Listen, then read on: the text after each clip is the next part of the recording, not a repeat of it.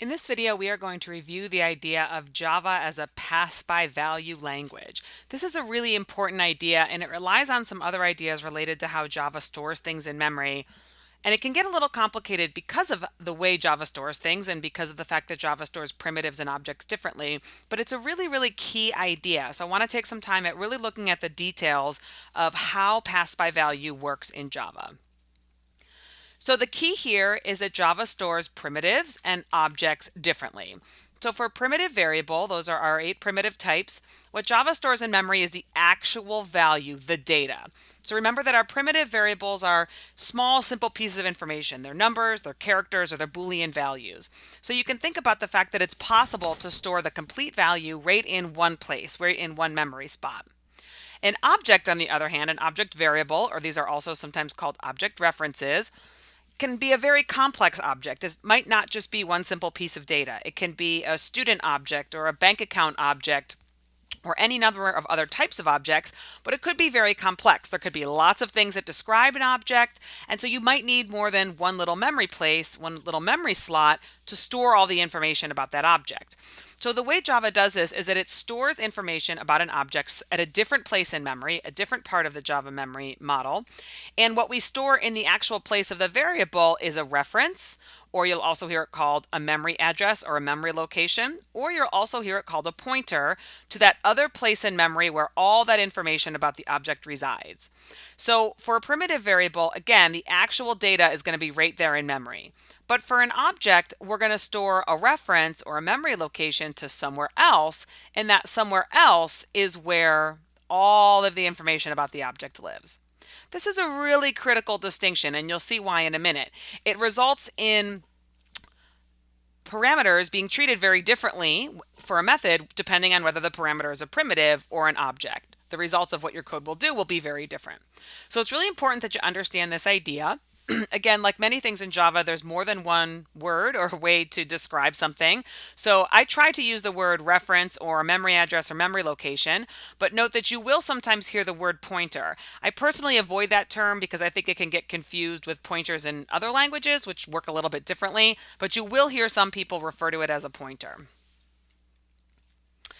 So the real key place where this comes into play, this difference matters, is that whenever you use assignment statements. So remember that an assignment statement is any statement that uses the equal sign. And one thing that's important to remember is that whenever you have an equal sign, an assignment statement, the process is that you take the value on the right, whatever that value is, and you store it into the variable on the left, right? So, x equals 4, we take the value of 4 and we store it into the variable x. Okay. Now, what's key here is that you have to think about what the value is. What we just said on the previous slide. The value for a primitive is the actual data, but the value for an object is that memory location, that reference. So this is different for primitives and objects. So when we have an assignment statement for a primitive, it's going to work differently than when we have an assignment statement for an object. So let's look at an example. Let's start with primitives. So again, for all assignment, the process is we take the value on the right and we store it in the variable on the left. Now for primitives, again, that value is just the data itself. So let's say we had two assignment statements for primitive, int num1 equals 38. So we take the value on the right, the number 38, and we put it in the variable on the left. So in memory, it's going to look like this. We're going to have a variable called num1, and at that variable in memory is just the actual data, the actual information, the actual number, in this case 38. We have another assignment statement, int num2 equals 97. We take the value on the right, the 97, we put it in the variable on the left, the num2. So here in memory, we have the variable num2, and it stores the actual data, the actual value, the number 97. So this seems pretty straightforward. These are assignment statements that initially create a variable. Now we can also have an assignment statement to change the value of a variable. So let's now say we had the assignment statement num1 equals num2. Well, this is going to work the same as any other assignment statement. We take the value on the right and we assign it to the variable on the left. What is the value of num2? Well, num2 is a primitive, so the value is just the data itself. So we take this data, 97, and we put it in the variable on the left, num1. So the data, this actual number, is stored in the variable num1. But these two variables aren't linked together. We've basically just taken this value, this data, and we've put it into this variable. We've essentially made a copy. So now num1 stores 97 and num2 also stores 97. So if we now had a statement that changed the value of num2, for example, by incrementing it by 1, num2 is now going to store 98, but the value of num1 hasn't changed. These aren't linked together at all. When we had that assignment statement, we took the value stored in num2, which is actual data, an actual number, and we put that actual data, that actual number, into the variable num1. But there's no relationship between these two variables anymore. So we can go ahead and change num2 any way we want, and num1's not going to remain affected. Let's look at what it looks like for objects now. So again, assignment always works the same. We take the value on the right and we store it in the variable on the left. But the key difference is what that value is. So for objects, the value is the memory address. So let's look at two objects. Let's pretend we have a student class, and we're going to make our student class very simple. It's just going to be, a student's just going to be described by a name. So let's say we create a student S1 and a student S2. So we take the value on the right. In this case, it's going to be a new student object. So we go to memory, we create a new student object. Now, again, you can think about the student object could be very complex, right? It could have a name and an ID and a list of courses and an address and a tuition status and many other things. For this example, I'm just showing the name, but it's easy to imagine how this class could represent a very complex object. So we take that value on the right, this value is this place in memory, and we store it in the variable on the left. So the variable on our left is S1. Because it's an object, what gets stored there is a memory location, a reference, or sometimes you'll hear it called a pointer to this place in memory where the object lives. So the actual information about the student is not stored here at S1. It's a memory location. It's a reference to somewhere else. This is sometimes why these are called object references. In addition to object variables, because what's stored at that place in memory really is a reference to somewhere else. Same thing for S2. So we create an object, we take the value on the right, this student object here, and we store it in the variable on the left. So S2 also holds a memory location pointing to this place in memory. Okay, so we've got our two objects set up. Now, what if we have, again, a direct assignment statement, S1 equals S2? Well, same thing as always. We take the value on the right and we store it in the variable on the left. What is the value of S2? Well, S2 is an object, so the value is the reference. It's the memory location. It's, in my picture, it's this little arrow. That's what's being put into this variable S1. So we take that address, we put it into S1, and now S1 and S2 point to the same place in memory. They are what's called aliases. Okay. It's also the case that because no other variable or reference points to this student here, this will be up for garbage collection. So we've essentially lost this, which might be fine depending on what we're trying to do. But what's really key here is that we now have two variables, S1 and S2, that point to the same object. We have not created a copy. We have not created a second Theo student. Nope, that didn't happen. We just created an alias. We just created the situation where two variables point to the exact same place in memory. S1 and S2, again, are now aliases. That's the term for this. When two variables point to the same place in memory, we say that they are aliases. Okay, so now if we change that object through our variable or reference through one of our variables or references, it's going to change it for all of our variables or references because there's only one object. We only have one student object. So if, for example, we invoke a setter for name and we say s2.set the name to Jake, what happens here is we go to the memory location referred to by S2, we change that student's name to Jake, but the name of S1 is now also changed to Jake because it's the same object. There's only one student object. So if you have aliases, in our case S1 and S2, and you modify that object through one of your variables, in this case S2, it gets modified for the other variables too, as well, in this case S1. And that's again because there's only one object. We never made a copy, we just created an alias. So this is a really key thing about direct assignment and primitives versus objects. And it can often be a source of error and a tricky bug to track down. So be really careful. Anytime you have just an equal sign, an assignment statement for an object, remember that you're not creating anything new. Just an equal sign on its own doesn't create a copy. It doesn't create a new object. It just creates an alias.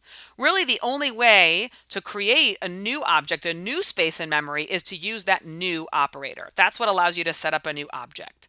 Now, I should note there are a few other ways to do that with things like factory methods and clone methods and things like that. But for our purposes here, you can think about it as if we want to create new memory, we want to create a copy, we'd have to use that new operator. If we just use the equal sign, if we just use assignment, all we're getting is an alias.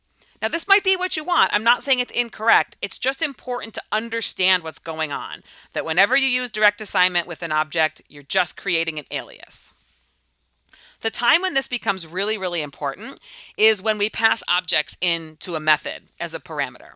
So let's talk about invoking methods a minute. So when we invoke a method that has a parameter, there's some terminology to be aware of. So the formal parameter are the parameters that are defined in the method header. So, when you have your method header, public, void, whatever, with your parameters, those parameters are the formal parameters. That's just what they're called.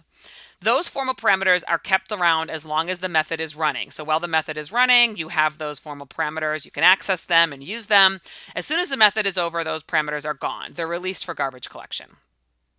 Okay. Now, the actual parameters, some people will call these the arguments, are the values sent in when the method is invoked. So if you actually invoke a method and you pass in, the number 4 or student S1, that actual value that gets passed into the method saying, hey, run the method with this particular value at this point in time, that's referred to as the actual parameter. Okay, so keep that terminology in mind as we continue on with these ideas. So when we invoke a method, it's as if behind the scenes there's an assignment statement. And what that assignment statement is formal parameter equals actual parameter. So we take the actual parameter, the value that we're sending into the method, and we assign it to the formal parameter using an assignment statement. This is an assignment statement, so let's remember how assignment statements work. We take the value on the right, put it in the variable on the left. So when you use this assignments operator with objects, again, you're creating aliases. What this means is that when you take an object and you pass it into a method, that actual parameter becomes an alias of your that formal parameter becomes an alias of your actual parameter. So any change you make to the formal parameter inside the method is going to affect the object outside the method because it's one object. You haven't created a duplicate object to pass in. You've just sent in the value, which is the memory location. So you've created an alias. So this is why it's important to remember that Java is pass by value, even though the value that's being passed is a reference. It's a memory location. This is why a lot of times people will mistakenly say that Java is pass by reference. It's not. That's a common interview question, and it's essentially designed to trip you up, so don't fall for that. Java is pass by value. A good way to remember that is the V. V in Java, V in value. Java's pass by value. The key distinction here, though, is what is the value? The value of a primitive is just its data, but the value of an object is a reference. It's a memory location, and that's what gets passed into the formal parameter. And then you need to remember that when that gets passed in, we have a direct assignment, and so we're creating an alias. Again, because we have that alias, if we change that object inside the method by invoking a method on that object, on that formal parameter, we change it outside the method too, because it's just one object.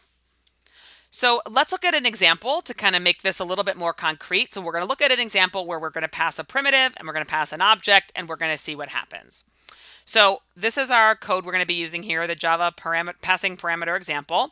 And we're going to start out just by declaring a simple primitive value in main, and I'm going to have a method here where I'm going to pass that primitive value into a method, and we're going to see what happens.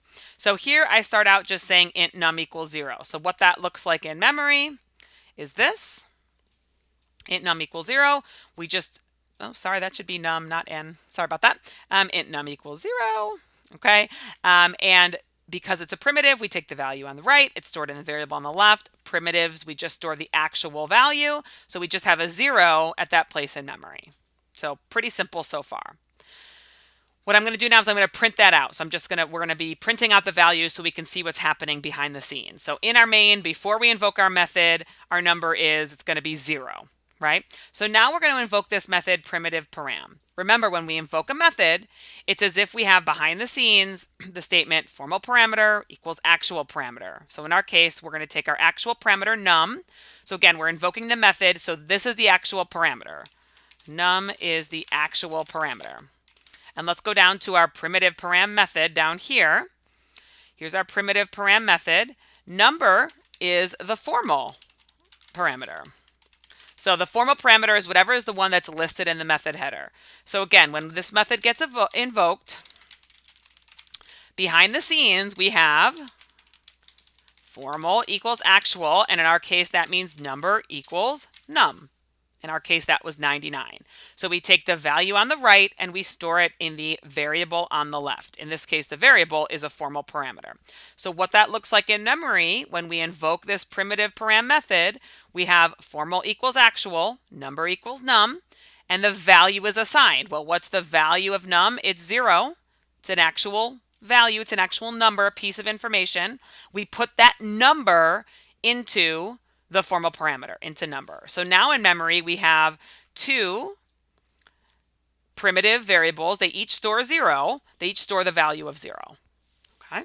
So inside here, we're going to print out what number is when the method starts. And then what we're going to do is we're going to reassign number to the value of 99. So let's look at this assignment statement. Number equals 99. Take the value on the right. It's just a number. It's a piece of information. Put it in the variable on the left. So go to our variable number, update that value to 99. Then in our code here, we're going to print it out, what the formal parameter is when the method is over, or at the end of the method rather. And now the method is over. So our method ends. Whenever any method ends, we have any local variables that you've declared or any formal parameters, they're all up for garbage collection. So in our case, all we have is number. This is going to be up for garbage collection.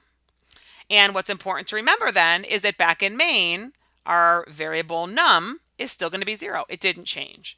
So when we go back to main here, after we invoke the method, num is still going to be 0. So let's run this, and you can see that before we call the method, num is 0.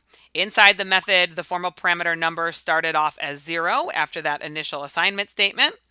And then the value was changed to 99, but then number was garbage collected, and back in main, num is still 0. So essentially how this works is that when you have primitive variables and you pass a primitive variable into a method, you're passing that value. Java is pass by value, but the value is just the information. It's the data. So there's no link between the actual parameter variable and the formal parameter variable. You just take the data and you pass it along. Say, okay, your value is 99. That's the data. That's the information I'm passing along. So any changes I make to the formal parameter inside the method, they're not going to have any effect outside the method. If I actually wanted to keep track of this value, if I wanted to have this value accessible outside of the method, I'd have to change this from a void method into an int, and then I could return the value, right? Then I could say, oh, num equals primitive param num, and that would be a way of updating my actual parameter, updating that value outside the method. But if I just pass it in as a parameter, it's not going to have any effect on my actual parameter variable. Okay, and again, that's because the value that's stored is the actual data, the actual information. Okay, so now let's take a look at what this looks like for objects. Okay, so in this example, I'm going to use a class called point. It's just a simple little class in Java that just represents a coordinate point with an x value and a y value. You don't really have to know anything about the point class other than the fact that it's a class, which means point variables are going to be objects, and they store an x and a y value. That's all you need to understand. You don't need to understand anything beyond that about the point class. So what I'm going to do is I'm going to, let's comment out the primitive stuff we just did and look at the object stuff now. So what I'm going to do is declare an object point P equals a new point at 0, 0, the coordinate 0, 0. So this is what that looks like in in memory. So I have my object variable, my reference variable. I'll take the value on the right. This is a new point. Again, point is a class. So I'm creating an object. So we go to another place in memory. We set up the object. Again, this is a pretty simple object. It just has an x and a y, but it's easy to imagine how this object could be very complex. We take that value and we store it in the variable on the right. So our variable is P. What P is going to store is a memory location, a memory address, and that's because P is an object. So 0, 0 isn't stored here at P. The memory location, the reference, is what's stored at P. Okay, now, and then again, we're going to do some printing so we can trace what's happening. We're going to print out what P is before we invoke a method. And then we're going to invoke this method called object param. Remember again that anytime we invoke a method, we have this formal parameter equals actual parameter. The actual parameter is P. And we're going to create an alias with the formal parameter. If we go down to the method object param, here the formal parameter is point. And we're going to have this assignment statement, point equals P. But this is a direct assignment statement with objects. So what's going to happen is we're going to create an alias. So back in our memory picture here, when we invoke this method, object param with P, we get the formal param equals actual param, point equals P. But what's the value of P? Because it's an object, it's a memory location. So we take that memory location, think about where the arrow points, and we put it into the value on the left, which is our formal parameter. So we've created an alias. P and point now refer to the same location in memory, the same object. It's not true that we've created a whole new point object. We've just created an alias. We now just have two references to the same place in memory. Going back to the code, again, we have some printouts, but if inside this memory, if this method rather, we say point.setLocation to 9999, some other coordinate, what that means is that we are taking the object referred to by the variable point. Let's find that object in memory and let's set the location. Let's update the x and y to be 9999. But we've only got one object.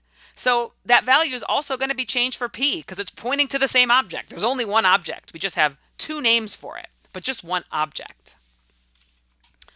So that's the end of that method. We have our printout. And then what's going to happen is the method's going to end, which means our local variables and formal parameters would be garbage collected. For us, we just have a formal parameter point that gets garbage collected, but we still have that updated value. So that hasn't changed. So back in main, our P should be gone, is still going to have the value of 9999. And that's the key difference.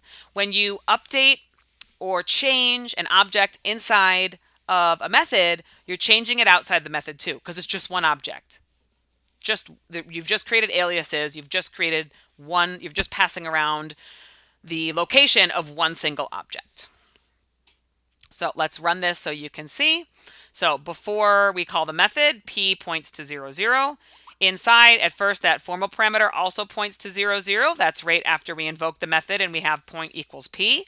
Then after we invoke set location, the formal parameter is 9999. And back in main, you can see when the method is over, P has also now been changed to 9999. So that change was also made, that change is also seen outside the method because it's only one object we're operating on. So this is a really, really key distinction. Please make sure this makes sense because it's critically important and it kind of relies on these multiple ideas of how Java treats primitives versus variables in memory and how direct assignment works. Meaning for primitives, we assign the actual data, the information. For Java, or for objects rather, we assign the memory location because that's what the value is. And then the third thing that's important to understand here is that when you invoke a method, you essentially have a direct assignment statement. Formal parameter equals actual parameter. So when you invoke a method with a primitive, you're just passing along the data, that's fine. When you invoke a method with an object, you're passing along the value of that object, but that value is a memory address. So you're creating an alias. Now, I do have one last method here that I want to show you that I sometimes am hesitant to show because it almost always represents an error in your programming. And I'm always hesitant to put error code out there, but it is a really common error. So I do want to show it to you and just explain what's going on so you can be aware of it. But be aware that the code I'm about to show you is almost always incorrect. It's almost always a mistake. So we're going to look at one more example of passing an object. So let me again just comment out what we just did. And we're going to look at one more object. So here I'm going to again create another point object, P2. So in memory here, I've got P2. It's just again pointing to 0, 0. So P2 is an object. So the value of P2 is a memory location somewhere else in memory where this object lives. And now what I'm going to do is I'm going to invoke object param reassign method. Okay, so let's go down and look at that method, object param reassign. Now, just like any other method, so here, point reassign is our formal parameter. And we have our assignment statement, formal equals actual whenever the method is invoked.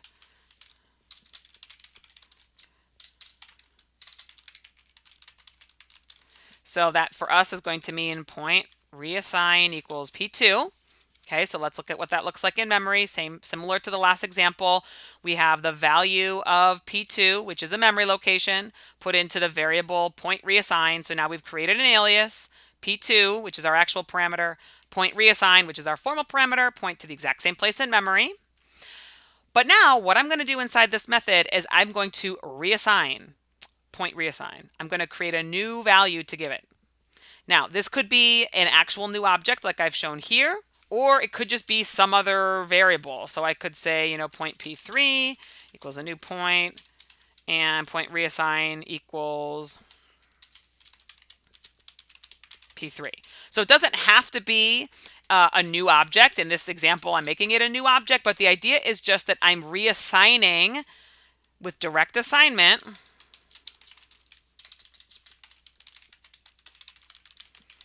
to reassign the formal parameter to a new value. So that could be, here it's an existing variable, which will create another alias, right? Because it's direct assignment with objects. Or here, it's a new object.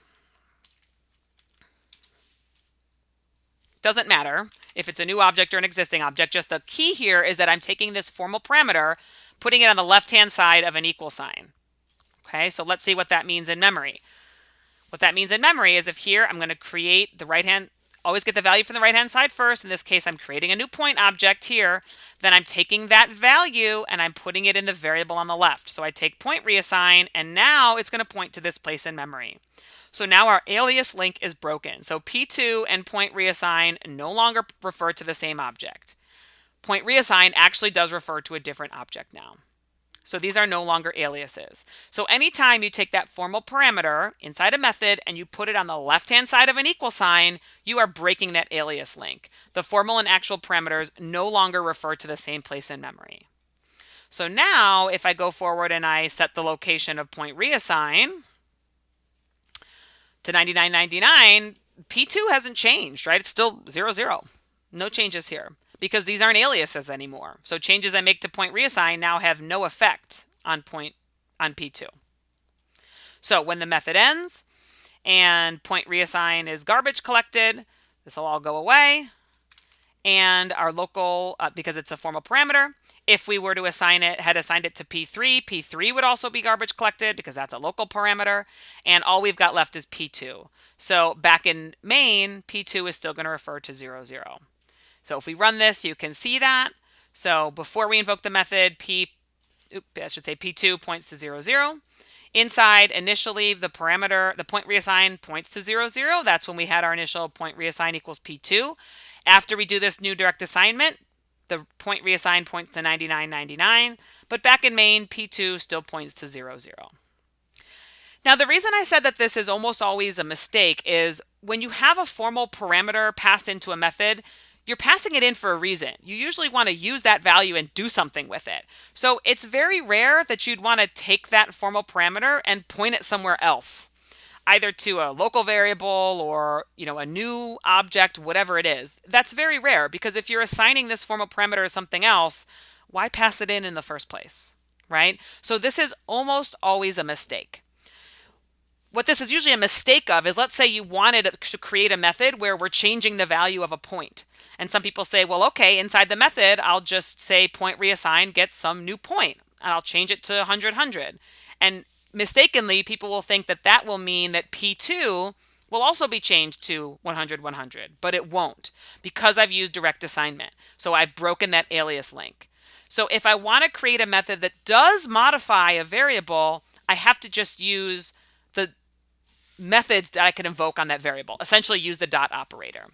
That's what I did here, right, with my object param. I changed the formal parameter through a method, the setLocation method, and that meant that it was also changed outside back in main because it was only one object that I'm working on. If inside the method I point my formal parameter to a whole new place, any changes I make aren't going to be seen outside the method because I've broken that link. So again, this is almost always a mistake. So anytime you find yourself taking a formal parameter and putting it on the left-hand side of an equal sign, stop and think, is this really what I'm meaning to do? Because most times it's not. Most times it's an error. So just be very careful about that. Okay. So to summarize here, the key points to keep in mind about pass by value. First of all, that Java is pass by value. Don't let anyone tell you it's pass by reference. It's not. It's pass by value. The key is, what is the value? For primitives, that value is the actual data. For objects, it's the memory location or the reference, or some people will call it the pointer. So when this matters is when we use direct assignment. When we use direct assignment for objects, we create aliases, not copies. So object 1 equals object 2 does not create a whole new copy of object 2 to store into object 1. It just stores the memory address. You just now have two names, two variables that point to the same place in memory. And one time when this really matters is when we pass objects into parameters. So anytime we pass a parameter in, we pass the value because Java's passed by value. For a primitive, that's just the data. But for a method, for an object, passing that object in as a parameter creates an alias between the formal parameter and the actual parameter. So changes made to the object inside by invoking a method with a dot operator will be seen outside because it's the same object. It's just two different references to the same place. And then also keep in mind that if you reassign that formal parameter inside the method, you're breaking that link, and then changes will no longer be seen outside the method. So hopefully these ideas about pass by value and direct assignment are clear. Post any questions you have to the discussion board, and just always be very thoughtful and very mindful whenever you're using direct assignment with objects, and keep these ideas in mind at those times.